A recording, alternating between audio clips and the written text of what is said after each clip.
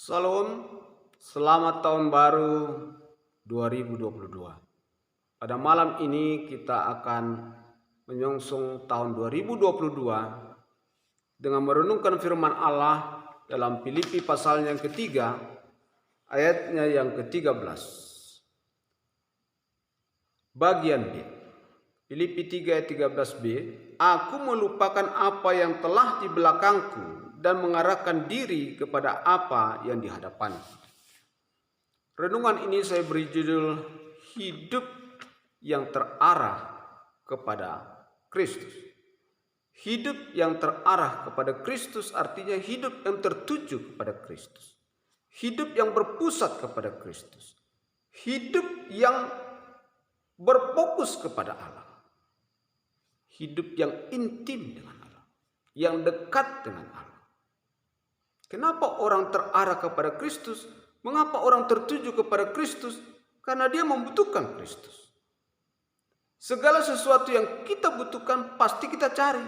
Sehingga kalau hidup tertuju kepada Kristus, artinya kau butuh Kristus itu. Kau ingin dekat dengan Kristus itu.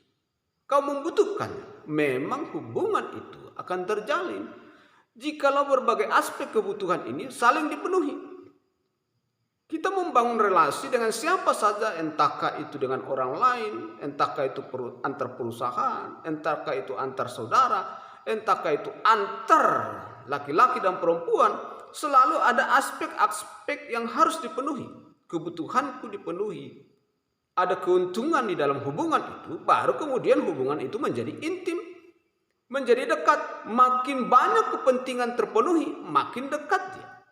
Tapi kalau kepentinganmu, kebutuhanmu tidak dipenuhi, tidak ada di situ, kau akan menjauh. Kau akan memutuskan hubungan. Karena engkau tidak mendapatkan keuntungan dari situ.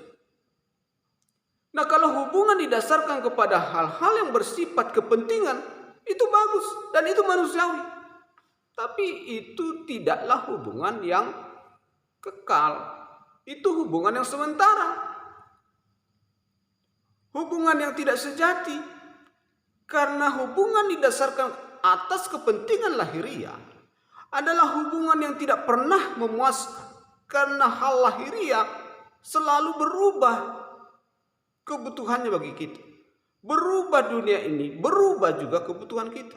Dulu kita puas dengan HP model sekian. Tapi sudah dapat, kita mau yang lebih baik.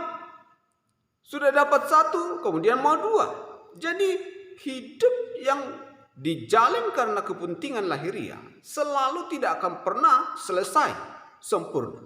Tidak akan pernah memuaskan. Karena dia akan terus berubah. Dunia berubah, maka kepentinganmu berubah. Sehingga hubungan akan terus mengalami pasang surut, pasang surut. Maka banyak kali kemudian hubungan itu putus. Karena kepentingan kita tidak terpenuhi di dalam. Oleh sebab itu, hubungan yang didasarkan karena kepentingan lahiriah tidak akan pernah memuaskan. Sejujurnya, hidup yang memuaskan adalah ketika kita mendapatkan Allah dalam hidup ini. Mengapa demikian? Karena manusia tanpa Allah selalu akan merasa ada yang kurang. Manusia yang dicipta menurut gambar dan rupa Allah baru kemudian menjadi puas ketika Allah ada dalam hidup. Sehingga ada satu ungkapan dari seorang ilmuwan yang mengatakan hati manusia itu laksana ruangan yang tidak akan perlu diisi oleh apapun juga. Kecuali pencipta itu, Allah itu, masuk di dalam. Dan rupanya Paulus sudah mengalaminya. Itu sebabnya dia berkata dalam Filipi 3 ayat 13. Aku melupakan apa yang di belakangku dan mengarahkan diri kepada apa yang di hadapan. Dia pernah mengatakan itu juga di dalam ayat sebelumnya, ayat 7. Tetapi apa yang dahulu merupakan keuntungan bagiku, sekarang kuanggap merugi karena Kristus. Ayat 10, yang ku kehendaki ialah mengenal dia dan kuasa kebangkitannya. Paulus sebelum berjumpa dengan Kristus secara lahiriah ada hal-hal yang patut dibanggakan. Dan yaitu dia katakan dalam ayatnya yang keempat. Ada alasan untuk menaruh percaya pada hal-hal lahiriah. Jika ada orang menyangka dapat menaruh percaya pada hal-hal lahiriah, aku lebih bilang. Mulai ayat 5. Daftar kelebihan Yahudi secara lahiriah. Kelebihan Paulus secara lahiriah. Tetapi kemudian dia menganggap ini bukan yang sejati. Yang sejati itu adalah mengenal Allah. Maka dalam ayat yang ke-10 dia berkata, yang ku kehendaki ialah mengenal dia. Sehingga dalam ayat yang ke-13 dia berkata, aku melupakan apa yang di belakangku. Masa lalu sebelum berjumpa dengan Kristus. Kelebihan yang dimiliki secara lahiriah. Sekarang itu dianggap bukanlah yang sejati. Yang sejati adalah mengenal Kristus. Mengapa mengenal Allah, mengenal Yesus, hidup yang terarah kepada Yesus itu adalah yang sejati? Karena Allah tidak pernah berubah. Allah sempurna. Allah sempurna. Sehingga ketika orang menemukan yang sempurna pasti dia puas. Di mana saja orang menemukan yang sempurna mau cari yang mana lagi?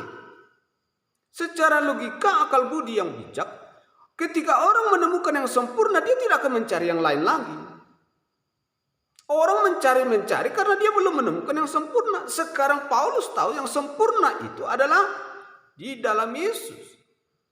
Maka dia berkata, aku berlari-lari kepada tujuan ayat 14. Berlari-lari kepada tujuan untuk memperoleh hadiah, yaitu panggilan surgawi dari Allah dalam Kristus Yesus. Allah itu sempurna. Dan kemudian hidup dengan Allah harus melalui jalannya, yaitu Yesus.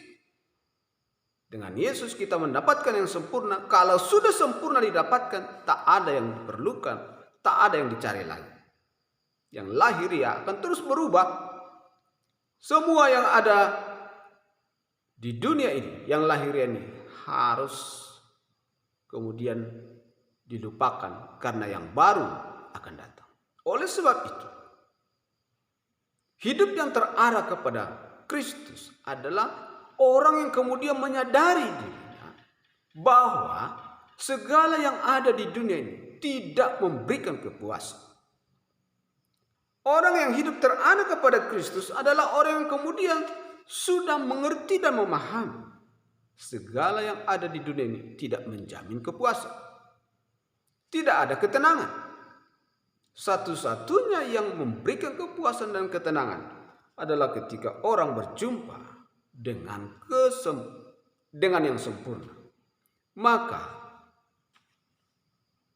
Paulus berkata, aku melupakan yang di belakang dan mengarahkan diri ke sana. Tertuju kepada Kristus, panggilan kepada Kristus. Dunia ini akan semakin kompetitif, akan semakin banyak masalah. Kompetisi yang tidak sehat membuat kita harus bekerja lebih keras. Dan ketika kita mendapatkan apa yang kita cari itu, segera kemudian ada tuntutan yang baru untuk mencari yang lebih baik. Sehingga manusia ini akan terus bekerja mencari dan mencari, tetapi tidak pernah terpuaskan. Hidup yang puas, damai adalah ketika orang berjumpa dengan Allah. Dia yang sempurna. Apakah berarti bahwa Tuhan mencari Tuhan, hidup terarah kepada Tuhan, lalu hal lahiriah tidak penting? Saya rasa itu bukan kesimpulan yang benar. Itu bukan pemikiran yang baik. Cari dahulu kerajaan Allah, maka semuanya akan ditambahkan. Mencari Allah bukan berarti saudara akan menjadi miskin lalu kemudian menjadi tidak makan. Tidak. Orang yang mencari Tuhan, hidup yang terpusat kepada Allah, bisa jadi engkau lebih damai, lebih diberkati, lebih mendapat banyak daripada usahamu sendiri. Siapa contohnya? Rut. Dalam kitab Rut, Orpa, dua menantu Naomi, yang sama-sama mau dibawa pulang oleh Naomi ke Bethlehem dari Moab. Tapi di tengah perjalanan, Naomi berkata kepada dua menantunya, pulanglah.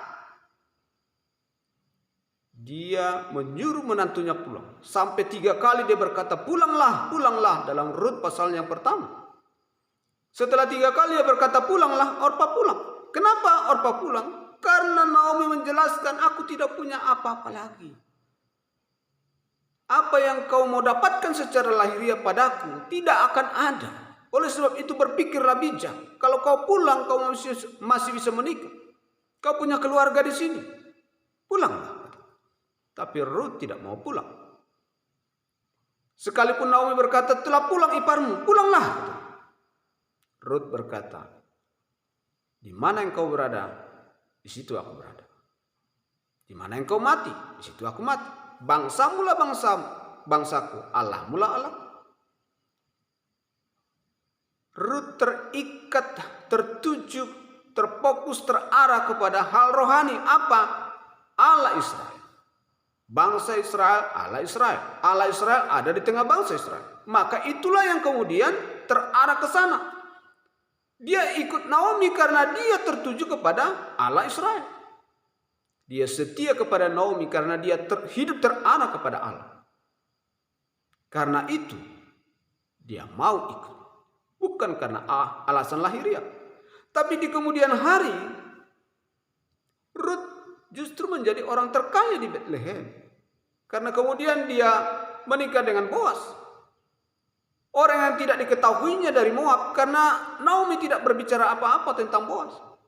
Itu kemudian hari dia berjumpa dengan Boas, orang terkaya di Bethlehem, dan dia memiliki keturunan. Padahal nggak ada janji apa-apa ketika dia ikut Naomi pun dia tahu tidak akan dapat apa-apa. Tapi kemudian dia mendapat segalanya. Maka orang hidup yang terarah kepada Tuhan bukan berarti saudara akan tidak makan. Bisa jadi kita lebih terjamin hidupnya, puas hidup. Tapi bukan masalah hitungan jumlah. Ini soal kepuasan. Siapapun yang berjumpa dengan Tuhan, hidup yang terarah kepada Tuhan, dia akan bahagia. Dia sudah menemukan yang sempurna, maka dia akan bahagia. Dia akan beristirahat, dia akan tenang. Oleh sebab itu, cari dahulu kerajaan Allah dan kebenarannya, semuanya akan ditambahkan kepadamu. 2022, siap atau tidak siap, akan terus berjalan. Siapa yang siap, maju. Yang tidak siap, tertinggal. Tetapi kita tahu, sekarang arah kita adalah kepada Allah. Tertuju, terarah kepada Kristus. Hidup yang tertuju kepada Kristus. Hidup yang berpusat kepada Allah. Dan hidup itulah yang kita jalani sekarang. Maka hidup kita adalah hidup yang terpimpin di dalam Tuhan. 2022, hiduplah bersama dengan Tuhan. Maka Tuhan akan memampukan menjalani tahun-tahun lebih baik daripada tahun 2021. Selamat tahun baru, selamat menempuh tahun yang baru. Amin.